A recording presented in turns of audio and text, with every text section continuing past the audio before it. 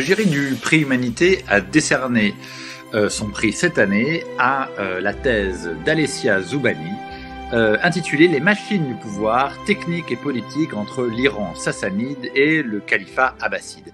Alors il s'agit d'une thèse en co-tutelle, dirigée par Antonio Panaino de l'Université de Bologne et Philippe Luise de l'EPHE-PSL. À la croisée de l'histoire des sciences et des techniques et de l'histoire politique, la thèse d'Alessia Zoubani, comme son titre l'indique, porte sur l'usage idéologique des machines et autres dispositifs ingénieux qu'elle étudie sur une durée longue et inhabituelle. Donc de l'Iran pré-islamique à l'Iran post-islamique, c'est-à-dire des Sassanides et de la chute de l'Empire perse, aux Abbassides et à l'avènement du califat islamique.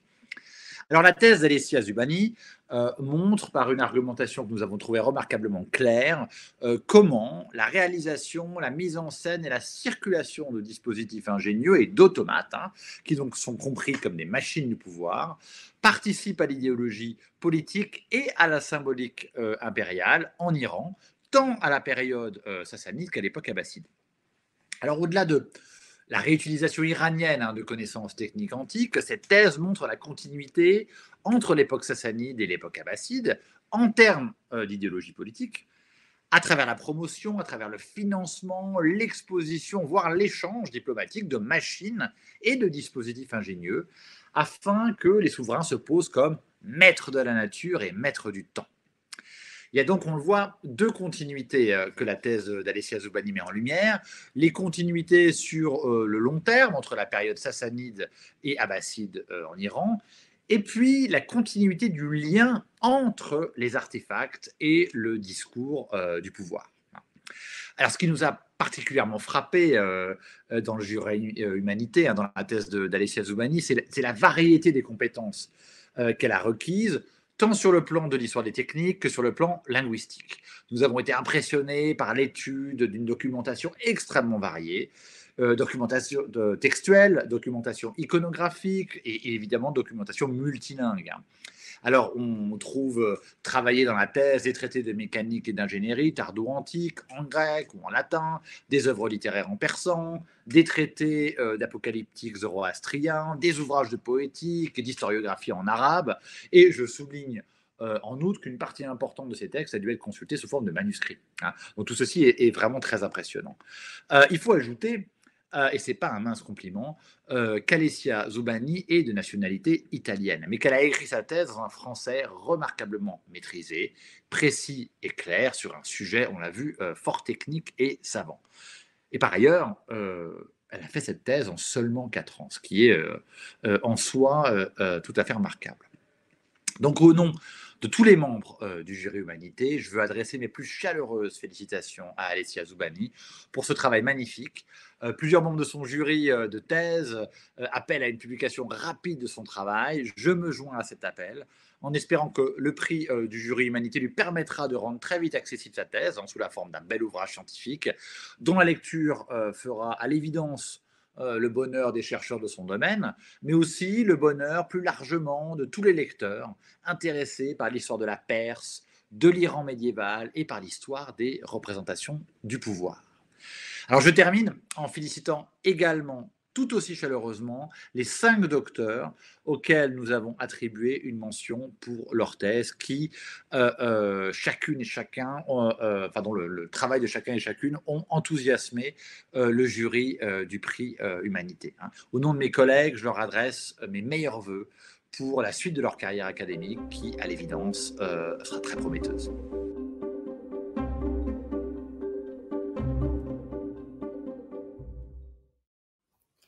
Je remercie les membres du jury Humanité et le président Dimitri Elmour pour cette distinction qui fait honneur à ma recherche doctorale.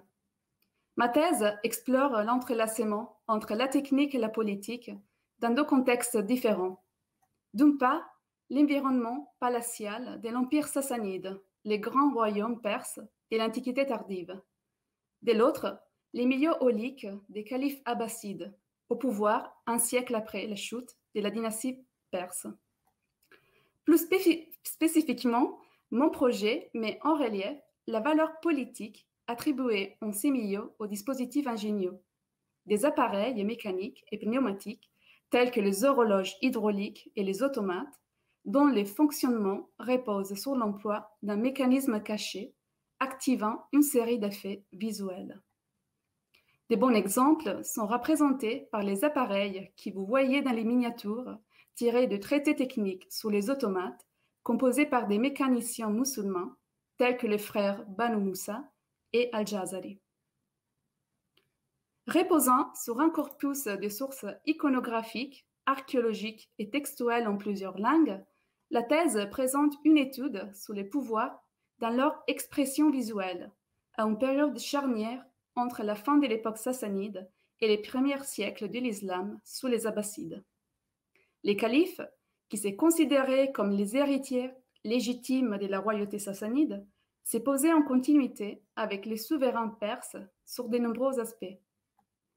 L'un de ces aspects concerne précisément la façon dont les califes mettaient en scène leur pouvoir à l'aide de la machine.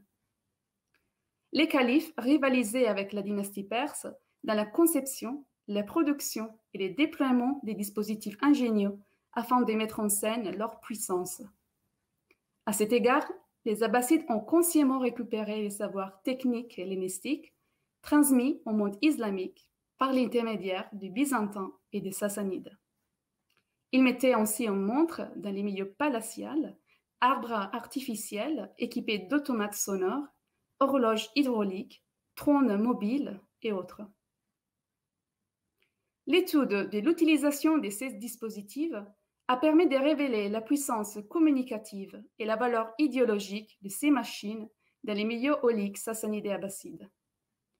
En prenant une part active à la conversation rituelle entre des rois califes, la cour et les observateurs externes, tels que des ambassadeurs et visiteurs étrangers, les mécanismes ingénieux se présentent comme un acteur actif de la propagande politique. À travers sa mise en scène publique, ces dispositifs contribuaient de manière substantielle à la définition de l'espace de pouvoir, en participant à la création d'une image de la cour comme un microcosme au cours duquel les rois perses et les califes occupaient les rôles cardinaux des cosmocrateurs. La continuité entre l'Empire sassanide et l'Empire abbasside dans les domaines techniques ne se limite donc pas à une récupération des savoirs, mais s'opère aussi sous la forme d'une véritable réactivation d'un patrimoine symbolique.